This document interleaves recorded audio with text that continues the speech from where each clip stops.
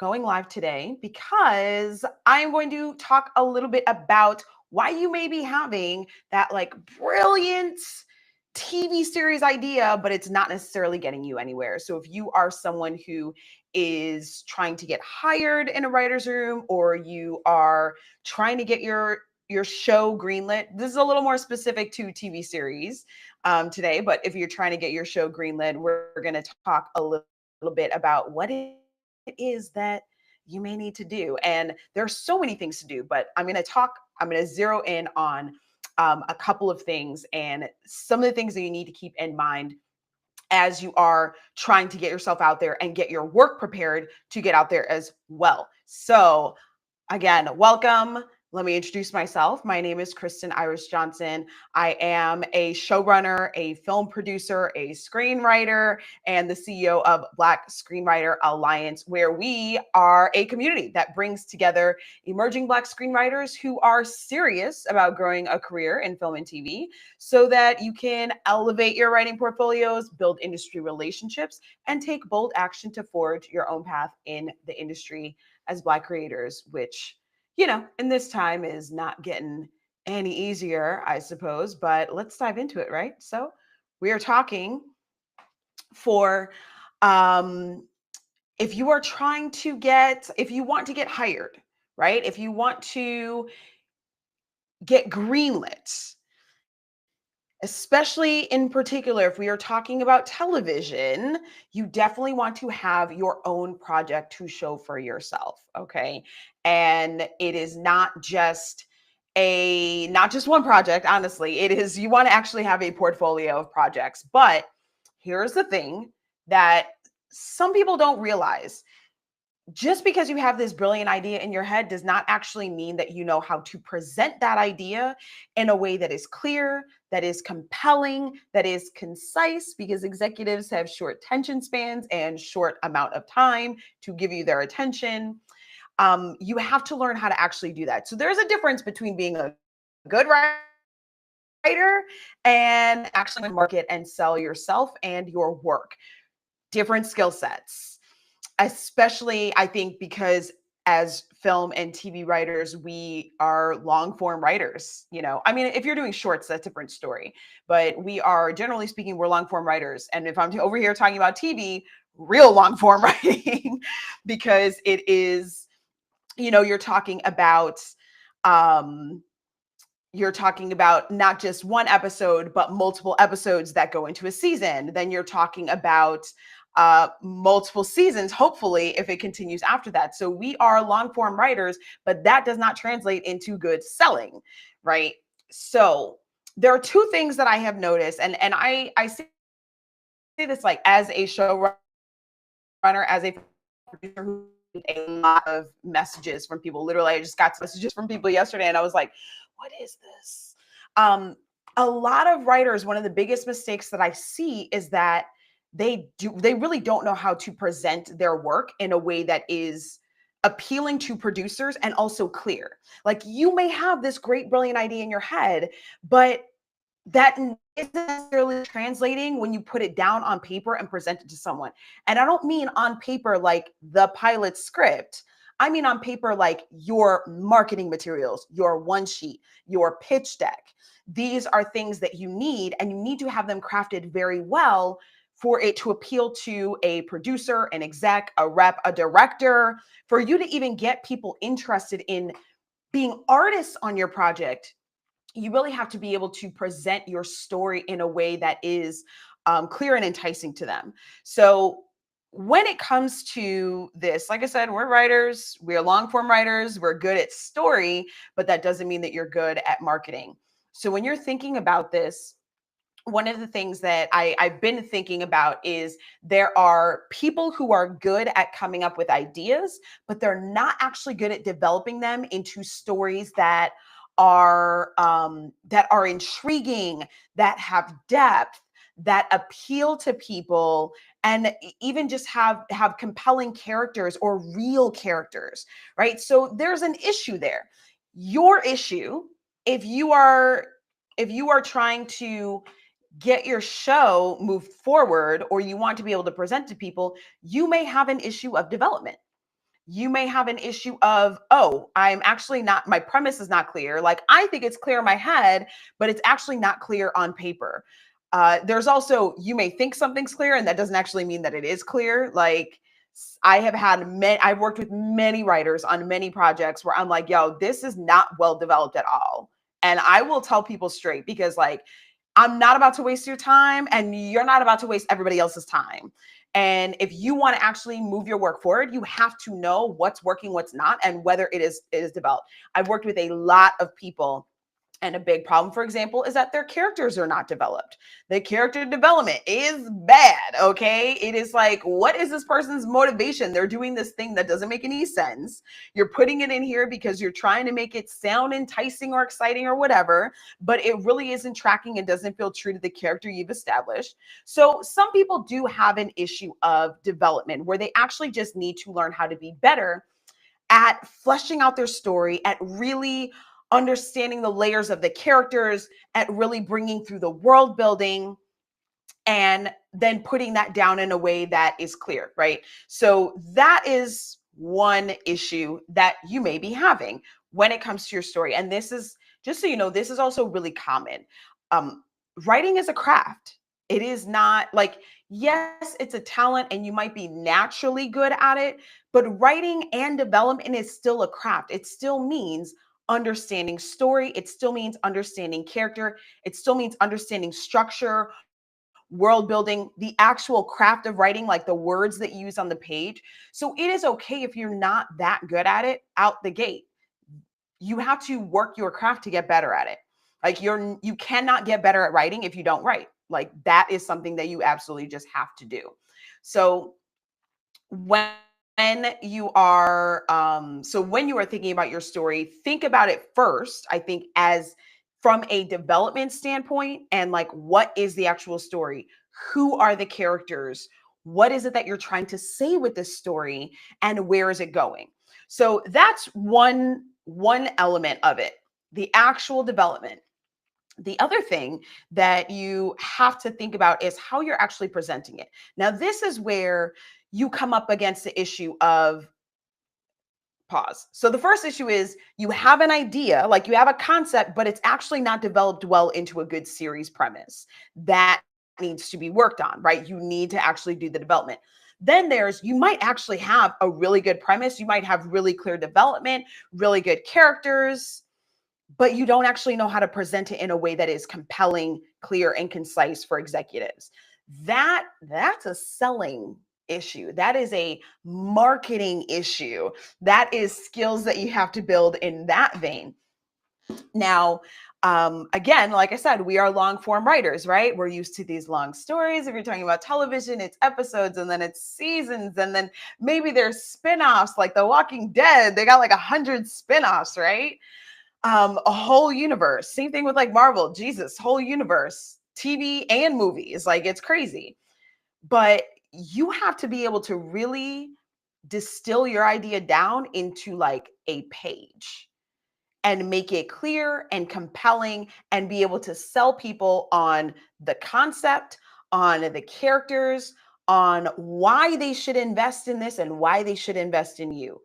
And investment is not necessarily, oh, I'm looking for funding. It is, why should we take a chance on you? Why should I invest my time in this? If you're speaking to a director, it's, why should they invest their time and their creative energy into your project? If you're looking for a showrunner, why should that showrunner invest their time and energy? Because show running is a lot of work. Okay. It is very consuming. So for a showrunner to want to come onto your project, they really have to believe in it.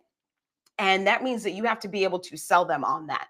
So that is an issue of selling. I'll be honest, usually the people who don't know how to present their story in a clear, concise, compelling way have also not really fully developed it. Like, there are gaps in their development, or they're focusing on the wrong things.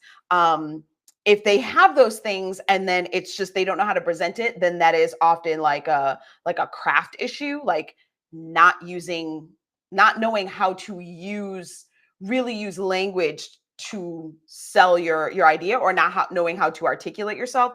That itself is its own issue, because if you can't articulate your story concept, you're not really going to be able to write it out as an actual story. So usually those things are linked, but it's develop and then be able to explain that in a concise way. Now, I am actually going to be teaching a leading a create a pitch worthy series premise free 5-day challenge. It is coming up on June 2nd. You can go and sign up. You can register for free. It is, I'll be diving a little bit more into it later, but the reason I bring this up is because one of the things that I want to share right now is this key document that is like part of your pitching arsenal that will help you with both of these things. Okay. So this is called a one sheet. If you're not familiar, a television series one sheet is generally one sheet. It is one page that really distills your story down into its core most important elements, right? So you have your log line, you have your characters, you have your you have like what the series is, a little bit about your pilot, why this is important, et cetera, et cetera. And most people, I think, like I said, most writers who are struggling to actually make their brilliant ideas sound brilliant, they don't know how to do this kind of document. And this is a really important document. And it is important for you to be able to bring this to other people, execs, producers, reps, directors, actors, other people, because that's like the first document you can send to be like, hey, is this something that you would be interested in? It's spark that interest, right? It's got to be able to hook them in. That's how good this page has to be, which means it has to be very clear. It has to be concise, and it has to really draw people in, but also make it clear what your perspective is. You know, who are you as a writer, without you saying, this is me as a writer, right? The actual writing of the one sheet helps to bring through that clarity about who you are. This is what we're going to be creating in this 5-day challenge. All right. So 5 days, we're going to go through these different elements of development and then how you bring that together in this one sheet that you need, because that is what you can then use to present your idea to other people. Here's the other thing about this one sheet. For those of you, and there's a lot of people, again, this one sheet can actually really help you get much clearer about the development of the series itself. Because when you are able to bring your story and your concept down into one page, it could be a little over one page. Like I've had one sheets that are like a page and a half, but when you can bring it down in and be that concise and that clear to the point where people are like, oh yeah, I'm interested in this, I want to know more. It's not going to give everything away, but you want to hook people in. If you can do that in a page and a half, you're in good shape. Doesn't mean you're going to get greenlit. No, we'll talk about that soon.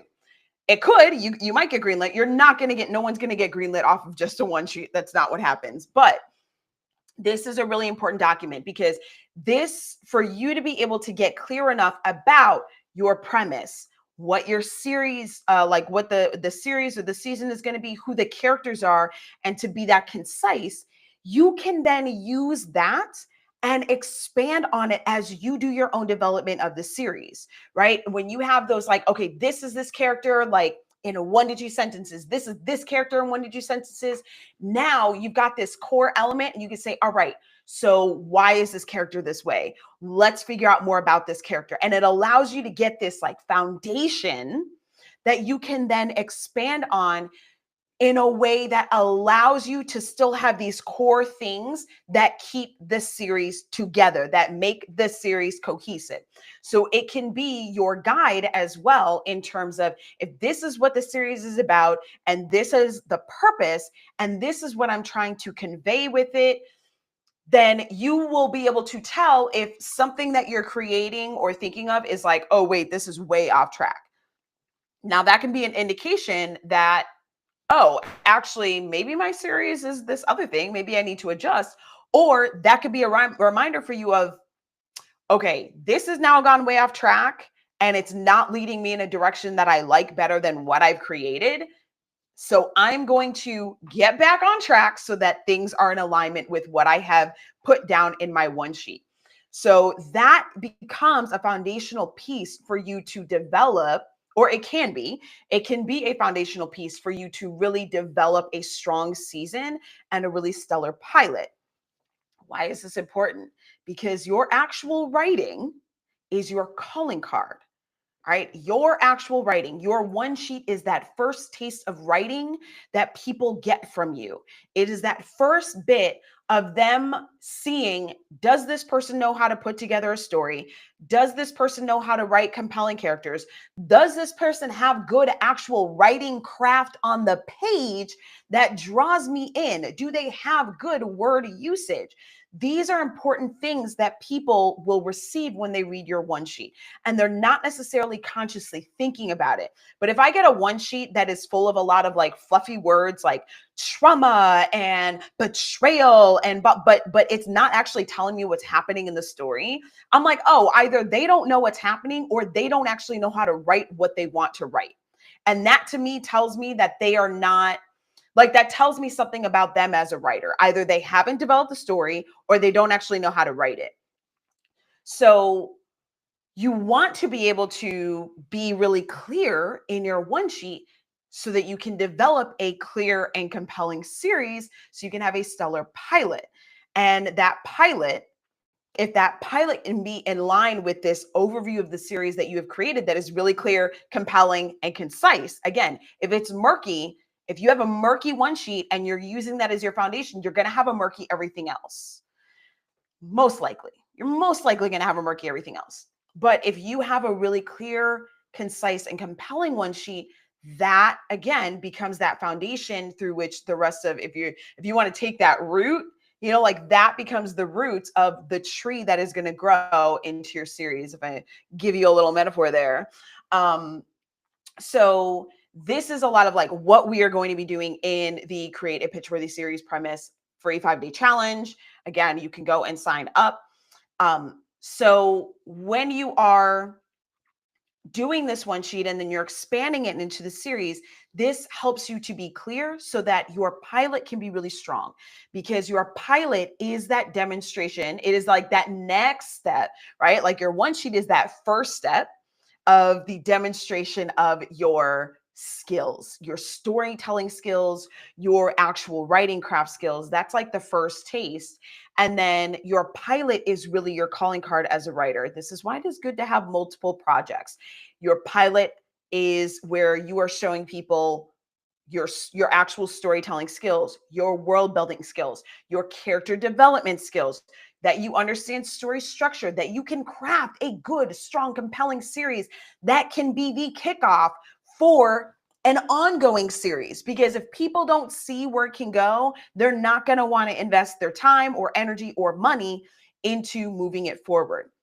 And that pilot, it needs to be well developed. That one sheet can help you get there. So that's in terms of the development piece. And then, of course, as I mentioned, your one sheet is also used as a sort of like that soft sell. Now, when it comes to creating a pitch-worthy series premise, like I said, we have the 5-day challenge coming up, starts on June 2nd. When it comes to that, the crafting of that one sheet is a foundational piece, as I said.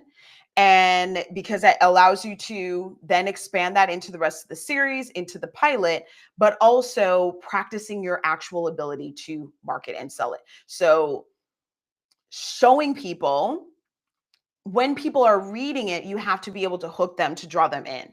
So your actual writing of the one sheet needs to be done in an enticing way without bullshitting people, if I'm just going to be honest with you. I'll give you an example. I read synopses are tricky for people. I'll give you a couple of examples. So when I write a synopsis, I am really clear about what is actually happening in the story. Yes, I'm writing it in an enticing, compelling way, but I'm not filling it up with so many compelling words and catchphrases that you start to actually lose what the story is about. You have to establish who, what, why it's happening, etc. The conflict. Now, some people don't really know how to write synopses because synopses are short, right? And we are long form writers. I received I was doing offered these VIP script consulting packages a while ago, and there was an application, and someone had submitted, and I got their synopsis, and it was literally all of those catchphrases. I was like, can I get a character name, please? It was like, they are trying to get out of this bad situation, but they're like stuck, and then the past trauma, something, and I was like, but what's happening? Like, what is this story about? And that happens a lot, a lot. That I'm receiving things from people where they're really not telling what the story is about. They're putting too many of the fluffy words that sound exciting. Those words only sound exciting in the context of what's actually happening in the story. If you're not sharing what's actually happening in the story, those words are like, they don't mean anything. And it comes off sounding like, well, this person, if I'm getting to the end of your synopsis and I don't know what your story is about, then either I'm thinking, okay, either they don't really know what their own story is about, or they don't know how to write, both of which are red flags, right? So, not red flags. That sounds like you're doing something wrong. And it really is just that, you need to develop more of those skills. But that to me says something. If I'm reading a synopsis that is really clear, really interesting, gives me enough of like, oh, really understanding what the story is, that I'm like, oh, I want to read more, or I want to know more. Now I can enter into a conversation. However, the other thing is, I might get so much clarity from the synopsis, and this is not a bad thing, listen carefully, that I might say, oh, that sounds good, or that's clear, but it's not what I'm looking for. That's not a bad thing. Everything you write is not going to be a fit for everybody you send it to. And it is better for people to see, oh, this person knows how to craft a story and they've got a perspective. It's just not what I'm looking for, than for them to read it and be like, wait, what? What's going on? What's happening? I'm confused. This is uninteresting. What's happening here? You don't want people to do that. Even if someone is not interested in your project, you still want them to be able to say, oh, okay, I see where they're going with this. This is clear. This is compelling. It's just not what I'm looking for. Because now, if I know, if you have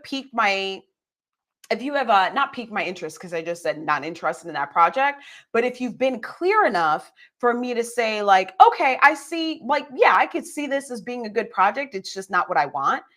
But now I might be like, ooh, but that person's on my radar. So if I'm staffing for a show in the future and I'm like, ooh, I need somebody who's good at, let's say, mysteries and coming up with mysteries, and this person sent me like a really well-crafted mystery, even if I didn't want it, or it's not what I was looking for, or I didn't feel like I was the right fit for that, I might think that they're the right fit for my project. So now that is where your one sheet and your being able to craft a pitch-worthy series premise in a clear, concise, compelling way can actually open the door for you to get hired on other projects. Because like I said, that one sheet is the first demonstration of your ability to tell story, to develop, and to also even have strong writing craft. So that can then, even if someone isn't interested, this is what I mean, like your one sheet may not get you greenlit. I mean, it could open the door for people to be like, all right, let's talk. Like, I want to see more. I want to see the pitch deck, or I want to see the pilot, or whatever. And that could lead down the path. But if it doesn't go there, it could still put you in someone's mind. Like, now you're on their radar and they may be thinking about you for something in the future. And that can happen. That's happened a lot. Like, I've had other projects that I've seen from people and I'm like, ooh, I need to keep them in mind when I am doing this other project in the future. I'm going to have to circle back with this person because they're good at this kind of writing, or they're good at this kind of story, or they really have a knack for X, Y, and Z. I think about those things all the time.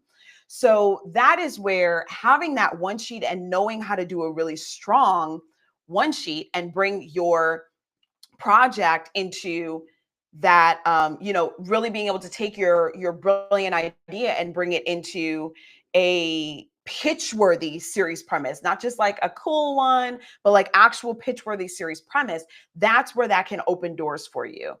That is where it can lead to you potentially getting hired on another project. That is where it can lead to you potentially, getting greenlit if they're really interested in it. Or the other thing is, sometimes they'll be like, okay, I don't like that idea, but there's something about you that they got from that document or that one sheet. They're like, okay, but I like where their head is at. I like the kind of writing that they do. It's just not what I'm looking for. So what else do you have? That could be something that happens. And keep in mind, this is not just one person you're sending it to, right? Like I'm one person. But if you're sending your document to, 50 different people and it's a really strong one, that's now 50 different people in the industry that have you on their radar, that have you in, that have now gotten a strong and positive impression of you and your ability, even if they don't want to greenlight this project right now or this project yet. So this is where this becomes powerful, like these different elements. And imagine having something like that for like 5 different projects because you're building a portfolio. So now it's not just one thing that's going out. You can actually build those skills to do this for every project that you have, to be able to bring it together in a clear, concise, compelling way that is actually appealing for producers, execs, reps, and other people in the industry. So that is why it is important to be able to create a pitch-worthy series premise. Because if you can do this, not just one, but you do it for 5, for 10 different projects, you're sending those projects out to different people, you're building different connections, they're asking you about your work, you're building relationships. Now you have something that is pitch-worthy to send them, and not just pitch worthy in that it sounds enticing, but pitch worthy in that you have it well developed because you actually took the time to really get clear on how to create that pitch worthy series premise. So this is where this work can be really powerful in terms of actually helping you get hired or greenlit or move in the industry and make those connections to get on people's radar so that they will continue to think of you when it comes to the future. So again, you can join us for the Create a Pitch-Worthy Series Premise free 5-day challenge at blackscreenwriteralliance.kit.com/series challenge. And it is starting, like I said, June 2nd. We will have daily action steps. So again, there will be something bite-sized that you will do every day to start getting clarity on your premise, on your actual show idea, to better develop it, and also to actually write it in a way that is clear, concise, and compelling.